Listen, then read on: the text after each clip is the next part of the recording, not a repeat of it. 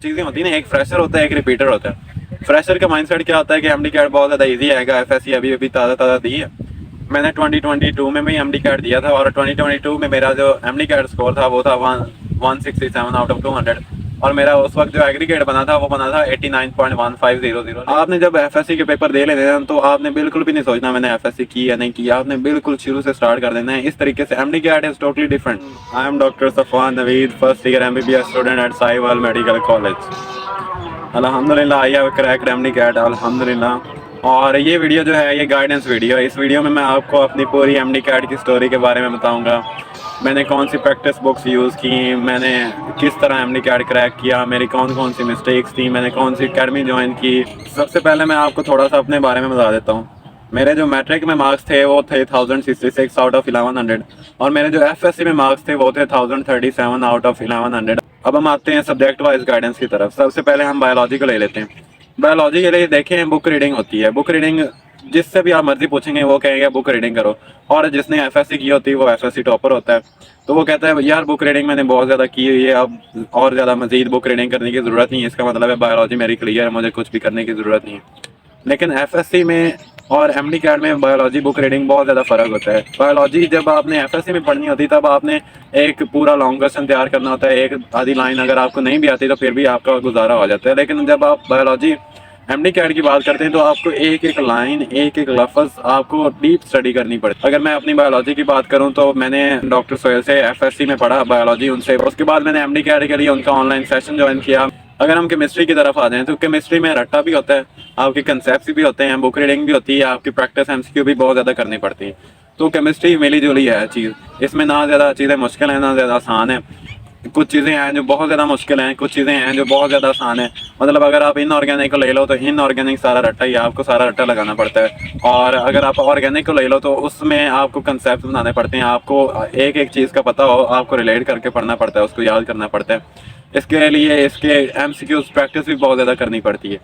अब हम आते हैं मेन चीज़ की तरफ, फिजिक्स की तरफ। फिजिक्स एक ऐसी चीज़ है जिससे मैं कहता हूँ हर एक स्टूडेंट एमडी कैट स्टूडेंट होता है। मैं भी डरता था, मुझे भी बहुत डर लगता था। एमडी कैट फिजिक्स में क्या होता है, बुक रीडिंग बिल्कुल भी नहीं करनी होती, प्रैक्टिस होती है। और आप यकीन करो जब मैं शुरू में एमडी कैट फिजिक्स की प्रैक्टिस किया करता था ना तो मैं इस तरह नहीं किया करता था कि कितने एमसीक्यू ठीक है कितने गलत है। मुझे पता होता था मैंने एक एमसीक्यू पढ़ा है, मुझे पता होता था कि ये गलत ही होना है। मैं उसको पढ़ता, उसको समझता, फिर उसका आंसर देख लिया करता, उसका सोल्यूशन देख के उसको याद कर लिया करता था। इस तरीके से मेरी प्रैक्टिस थी फिजिक्स की। शुरू में बहुत ज़्यादा टाइम लगता मुझे अभी भी याद है जब मैं सारा दिन लगाता था फिजिक्स पे तो एंड पे मैं देखता 80 या 85 एमसीक्यू, इतने एमसीक्यू सॉल्व किए होते थे एक दिन में। तो फिजिक्स की वजह से हर एमडी कैट एस्पायरेंट जो होता है परेशान होता है, वो कहता है यार फिजिक्स में आ गए हैं तो फिजिक्स की वजह से एमडी कैट बहुत ज़्यादा मुश्किल है। लेकिन आप देखें फिजिक्स में सिर्फ है ही प्रैक्टिस। फिजिक्स टाइम लेती है, फिजिक्स के पे प्रैक्टिस पे आपको बहुत ज़्यादा टाइम देना पड़ता है, तो इतना बड़ा मसला नहीं है। फिजिक्स सबको ही मुश्किल लगती है, बस प्रैक्टिस होगी। जब आप प्रैक्टिस करते रहेंगे तो एक लेवल ऐसा भी आएगा मेरी तरह, जब आप कहेंगे कि मैंने आपको एक बात बताता हूँ, मैंने ना एंड पे वो 7000 एमसीक्यू मॉक टेस्ट, पीएमसी के मॉक टेस्ट थे, उनके 7000 एमसीक्यू बनते थे। तो मैंने सोचा कि मैंने एक टारगेट बनाया, मैंने कहा एक दिन में मैं सॉल्व कर सकता हूँ, हालांकि उसमें फिजिक्स भी थी। तो इतनी ज़्यादा मेरे प्रैक्टिस हो गई थी, इतना ज़्यादा आपका लेवल हाई हो जाता है जब आप प्रैक्टिस करते रहते हो ना। और वो मैंने कर भी लिया था डेढ़ एक दिनों में, एक दिनों में नहीं हुआ, 2 दिनों में तकरीबन हो गया था। अगर हम आ जाएँ इंग्लिश की तरफ तो अभी आपको ज़्यादा इंग्लिश से डरने की ज़रूरत नहीं है। इंग्लिश बहुत ज़्यादा ईजी होती है, एफएससी के सारे कंसेप्ट होते हैं। और जब हम बात करते हैं वोकैब की तो वोकैब फिर बहुत ज़्यादा मुश्किल आ जाती है। तो वोकैब मैं कहता हूँ तुक्का ही लगाना होता है, चाहे आप जितने मर्जी इसके सिनोनिम्स वगैरह याद कर लो। लोग कहते हैं इतनी तरह सिनोनिम्स याद करेंगे तो फिर वो आएंगे, लेकिन जितने मर्जी आप सिनोनिम्स याद कर लो, सिनोनिम्स वोकैब बहुत ज़्यादा मुश्किल आती है, वो तुक्के लगाना होता है। मैंने दोनों दफ़ा तुक्के लगाए और अल्हम्दुलिल्लाह ठीक हुए। और लॉजिकल रीजनिंग एक हफ्ता उसके लिए थोड़ा बहुत चाहिए होता है, थोड़ी सी आपने देख लेनी लॉजिकल रीजनिंग का इतना ज़्यादा मसला नहीं होता। अब आ जाते हैं प्रैक्टिस बुक्स की तरफ। मैंने कौन सी प्रैक्टिस बुक्स यूज़ की थी, तो मैंने टॉपर्स इन सबसे पहले यूज़ की थी, उसके बाद किप्स यूज़ की थी, नियर पियर यूज़ की थी, स्टेप यूज़ की थी, स्टार यूज़ की थी। उसके बाद एंड पे आके ये सारा मैंने यूज़ किया। उसके बाद जब मैंने रिवीजन के लिए मैंने ग्रिप यूज़ की थी। इतनी ज़्यादा प्रैक्टिस बुक्स यूज़ की थी, इतनी ज़्यादा प्रैक्टिस की थी मैंने रिपीटिंग ईयर में। मैंने 2022 में भी एमडी कैट दिया था और 2022 में मेरा जो एमडी कैट स्कोर था वो था 167 आउट ऑफ 200। और मेरा उस वक्त जो एग्रीगेट बना था वो बना था 89.1500, लेकिन अनफॉर्चुनेटली मेरा एडमिशन नहीं हुआ था। और मैंने 2023 में फिर एमडी कैट दिया और मेरे इस दफ़ा मार्क्स आए थे 179 आउट ऑफ 200, और मेरा इस दफ़ा जो एग्रीगेट बना था वो बना था 92.1500। और अल्हम्दुलिल्लाह I have secured my admission in medical college.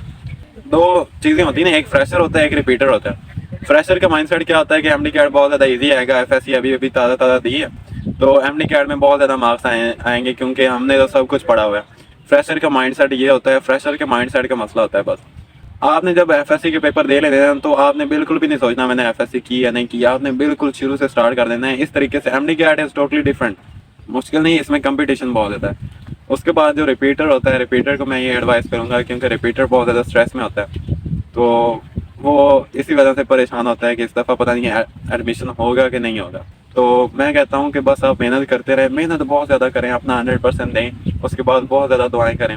इंशाल्लाह आप ज़रूर एमडी कैट पास करेंगे और आप ज़रूर मेडिकल कॉलेज में बैठे होंगे इंशाल्लाह। So that's all, thanks for watching this video, thank you, अल्लाह हाफ़िज़।